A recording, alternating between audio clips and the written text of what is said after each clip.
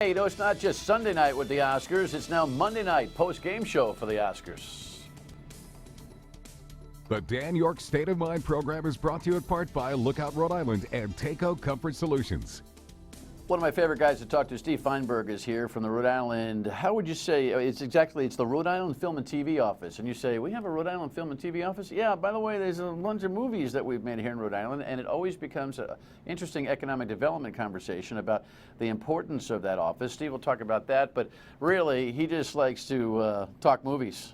He likes to make movies, produce movies, help to tax fund movies, and then have parties about movies, because it's a fun business. So we'll talk to Stephen coming up here momentarily, and don't you go away. Monday night on Dan York State of Mind, I am honored by your presence. Let's hustle to the rundown and see what we've got here. Oh, we got that.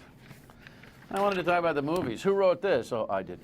Headline, just thought I'd check in with you. There's one of them. It's, he wouldn't do it, and then he blamed he wasn't able to criticize the Ku Klux Klan on a CNN interview because the next day he says, oh, well, my earpiece wasn't really working. Here's what was going on the CNN version of all this.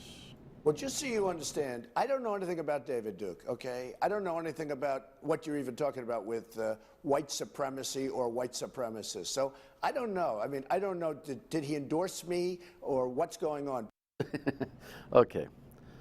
So you're thinking, could he not know who David Duke is or not know what the KKK? Of course he does. In fact, he admonished them a decade ago. Here's where you need to understand something. All you folks who think he talks from his gut and it's all about anti-establishment and all that kind of thing, he's a politician. There's a base of his audience that is embedded in this kind of sentiment. Now, it may not be a big base, and you may not have the sentiment if you think Donald Trump is your candidate, so don't be insulted. But know that that's a calculation in his head, off the top of his head, thinking, I'm not going to waste this crowd quite yet. Now, the Today Show came today, and he said, hey, my earpiece, I wasn't listening. Of course, David Duke, KKK, not me, not me.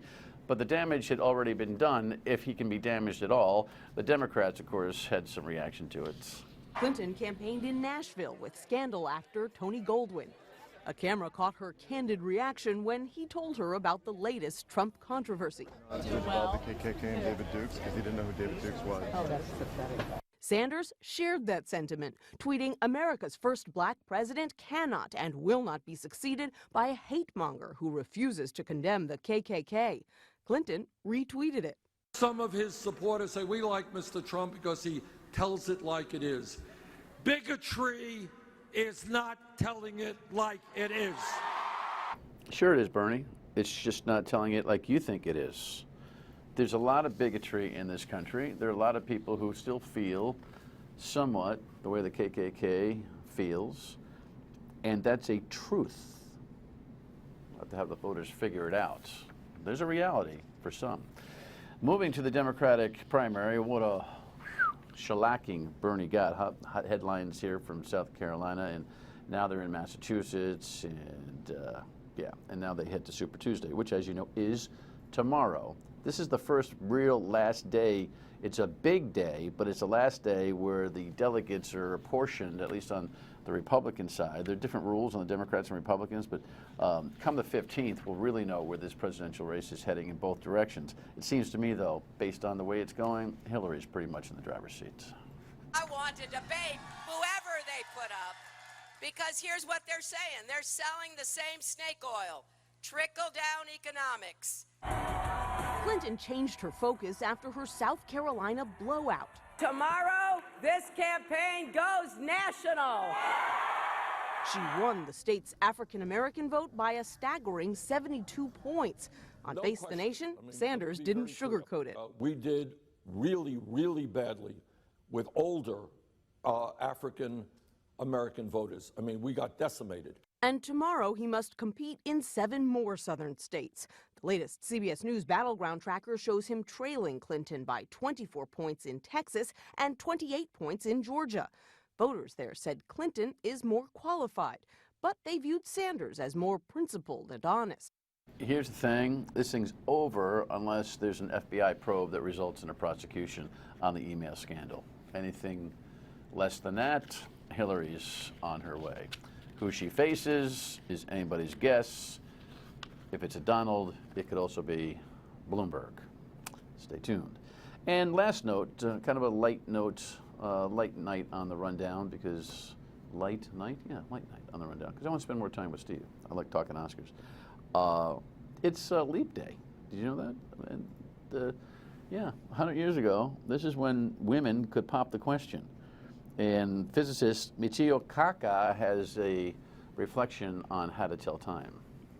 Well, Mother Nature has a sense of humor. She did not make a simple calendar so that when you go around the sun is 365 days. That's what we learn in school, right? Oh no. Mother Nature made it so that every 365 days plus 5 hours, 49 minutes, and a few odd seconds. That means that every year we have to compensate for 1/4 of a day. So after 4 years, we have to add one more day. You know what's amazing about all that? Do you know that they had this figured out in like 150 BC? That blows my mind. I don't know. Well, anyway, like they were counting real days all the way back then. And this notion that women could ask men to marry on Leap Day, I think that's pretty much by the board. You should check into anybody who sells engagement rings. I'm going to bring some jewelers on because I had a conversation with a jeweler the other day who told me it's become a nightmare, the engagement ring process. Guys will ask girls to marry them, and then she'll tell them what kind of ring she wants. And she won't take one until they go shopping. By the time the process is done, he's thinking, why did I do this? Anyway, we'll elaborate when time allows. In the meantime, let's talk Oscars. Headlines. We got headlines. We had all sorts of headlines and headlines and headlines. Chris Rock was a big thing, but of course the winners are supposed to be the big thing. What else we got? Yep, the big picture, winning picture. And of course, here's something that Chris Rock had to say amongst many things last night. Hollywood is sorority racist. It's like, we like you, Rhonda, but you're not a Kappa. Welcome, Stephen. Thank you. It's happy good to have be you. here. It's good to have you. I didn't bring you on here to have a political or how we get along conversation, but the Oscars has been for years now a place of social conversation, no doubt. Absolutely. What was your take on the boycott and the boycott request and all the noise on it, and then Chris Rock staying with the hire and doing what he did last night? See, I remember way back when Vanessa Redgrave had her controversy. It was always Patty Chayefsky had his comments. It was always been a controversy of all different tenors. This one, I never would have boycotted. I think what's important, and I think Chris Rock immersed himself right into the conversation, and I love that he did that. And I think there were statements that were made, and I think there's progress that's being made by the Academy. The Academy is made up of many different people. A lot of them have become older. A lot of them are Caucasian. Oh, it's like, what, 75% white, 85% over 62 or whatever. I mean, this is an old white crowd. But I will tell you, if you look back in the history of film, you'll see it was just white men. There weren't even any women. Then you look at the progress of film over time, then you start to see women are now taking on positions that they never would have, whether it's assistant director, moving on, cinematographer, director. So the film industry as a whole, from the very start, when it started with D.W. Griffith and all those guys, has really become much more diverse. So now you're starting to see, just as an example, Best Director was not a Caucasian. Best Cinematographer, Lebesky, was not a Caucasian. So you're starting to see it, and people are talking about it and becoming more conscious, and I think that's a good thing for the Academy. I think it's a good thing for the movie industry, and it's good for the stories and diversity. Well, I think I concur with all that. The one thing I would say about it is that when people cry boycott, especially on First Amendment issues, it can be self-defeating. Right. You know, Chris Rock said, listen, I got the gig. Right. You unemployed people want to go to the boycott. It was a funny line. Yeah, it was But great. what he was able to do was get in the eye of the storm and literally discuss the issue satirically the entire evening, which is so much more productive for those who are bothered by the lack of diversity.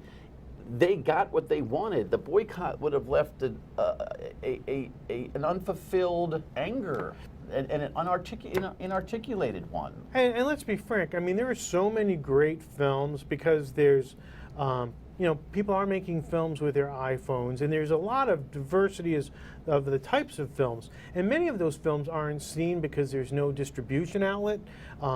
There might be you know, you've got to have that push. And a lot of films are sent to the Academy members via DVD, but some people can't afford to make those DVDs and don't send them out, or can't afford the marketing to get the Academy members to see them. So, in the Independent Spirit Awards as an example, there were some films that never made the Academies, but they were part of the Independent Spirit Awards. So, and then some films are just picked up by Netflix. Great films that are never at the movie theater, but they're getting distribution on Netflix. So, we have a lot of content, we want a lot of movies, we want a lot of diversity. Yeah. I'm not sure you responded to my point of view, but that was a good random rant, an informative one too as well. Who cares what I have to say? When we come back, I want to hear what he thinks about the actual awards. Then we'll talk about the Rhode Island Television Film Office and what it does. Stay with us.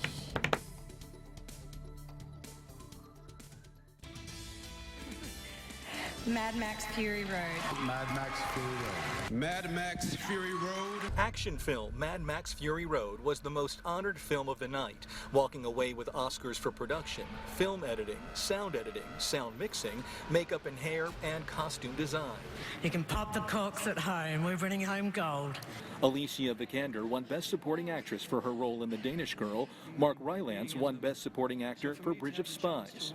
Chris Rock hosted the night, his opening monologue all about the all-white nominees. Otherwise known as the White People's Choice Awards.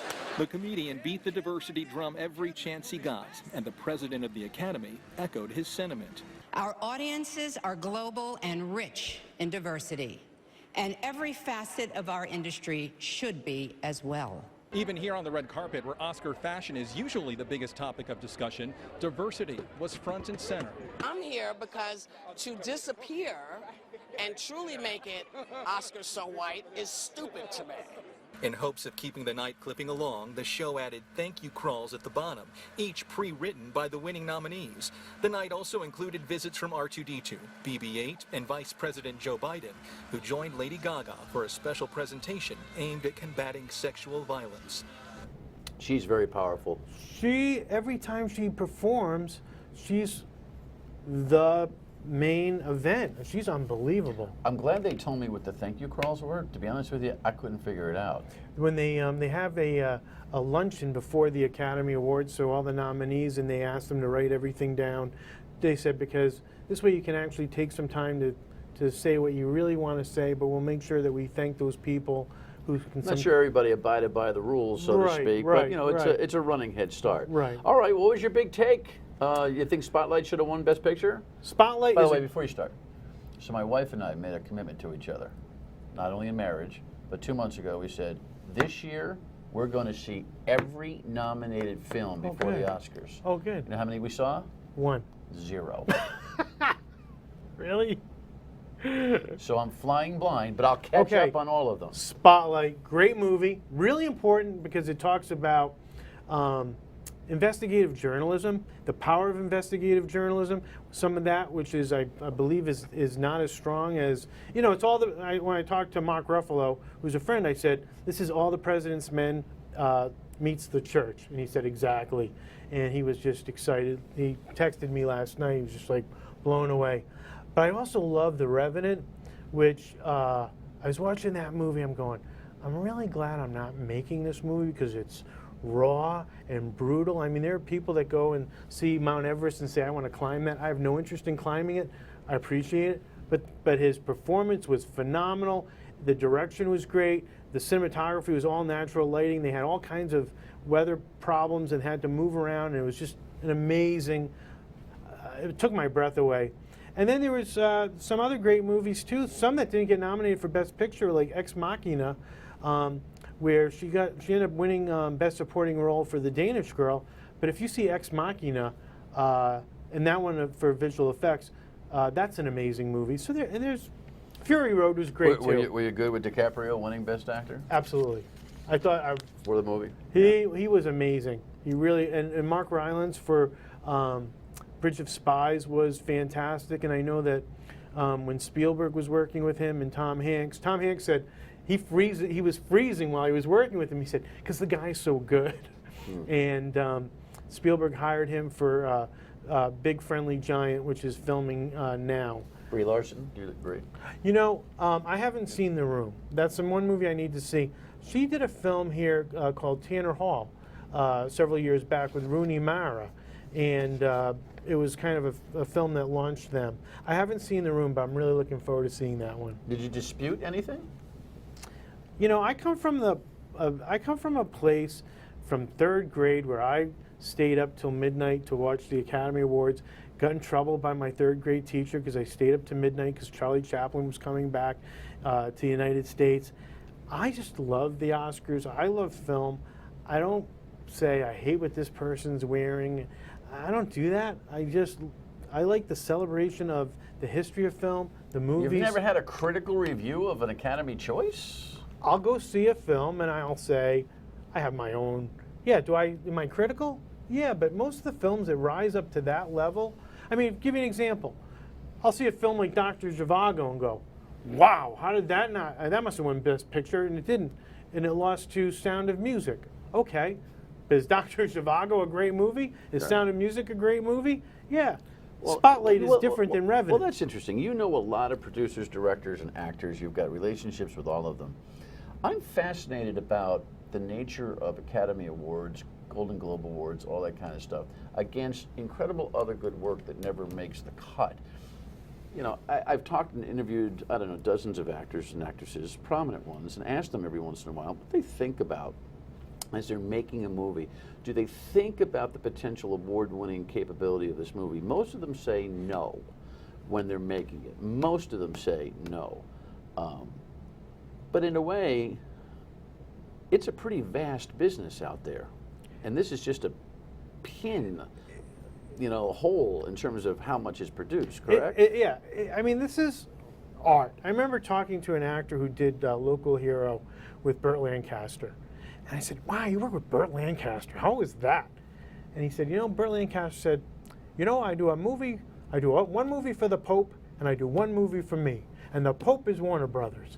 So basically what he did is whatever Warner Brothers wanted, which was commercial fare, whatever they needed, whether it was a pirate film or whatever, so he would do their film, and then he'd do one for himself. Steven Spielberg's the same kind of guy. He'll do Jurassic Park, and then he'll do Lost World, and in the middle of that, he'll do Schindler's List. I think Tom Cruise is the same way. He'll do a Mission Impossible movie, 1 and 2, and then in the middle of that, he'll do like Color of Money or Rain Man. So Mark Ruffalo's doing the same thing. He's doing the Avengers, playing the Hulk in these films, and then he picks like a movie like Spotlight or Foxcatcher. So if you can do that and get your creative juices satisfied, you know you're making a film that maybe will stand the test of time and have some social significance, while at the same time you're relevant, you're making money for the studios, you're making them happy. It's a show business, but you know, some of the films that we talk about are giant films that are like Star Wars, and then you might look at a small film that, like All the President's Men. You know, yeah, I love this stuff. I know you do. And when we come back, we'll talk about the economics of it here in Rhode Island. Stay with us.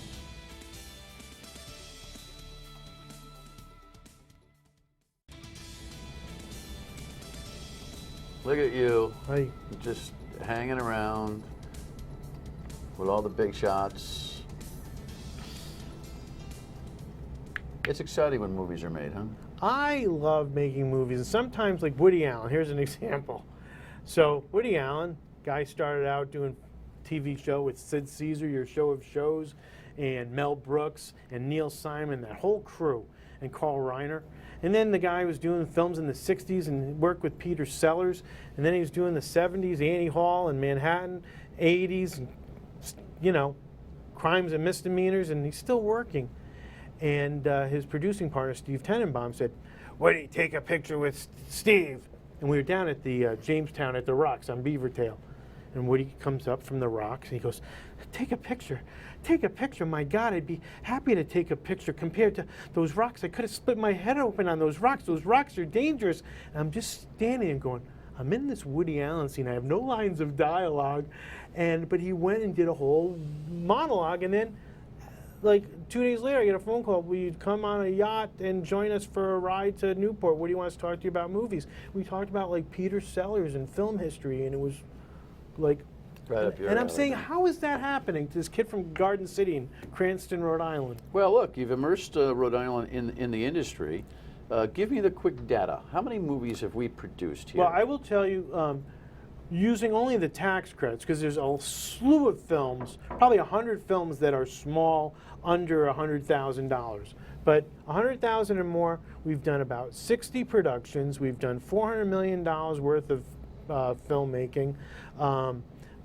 For every $1 that we give in a tax credit, Dr. Ed Mazie of URI said it's $8 of economic development. So 8 to 1's the return on investment. In your business. For the film and TV, Right, yes. right, So right. that's what Dr. Ed Mazie did a study, a 5-year study, and said for every $1 we give in a tax credit, it's $8 of economic activity. And what does that mean? That's tourism. Like a film like Wes Anderson's Moonrise Kingdom opens up the Cannes Film Festival, opens it up to a global audience.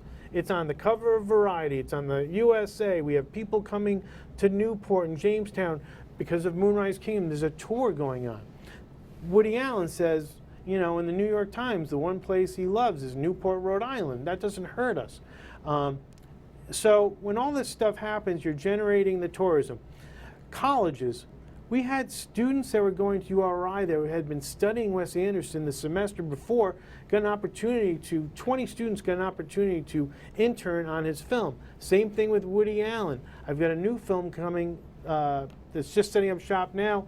Did the same thing. We had the film. And you're working all this from the office. It's myself, my assistant Carol, and a part-timer Lou. You got moved in the last budget proposal into commerce out of where you are, and then it got moved back. No, correct? we were when I got hired in 2004, we were the Rhode Island State Council on the Arts. Randy Rosenbaum hired me.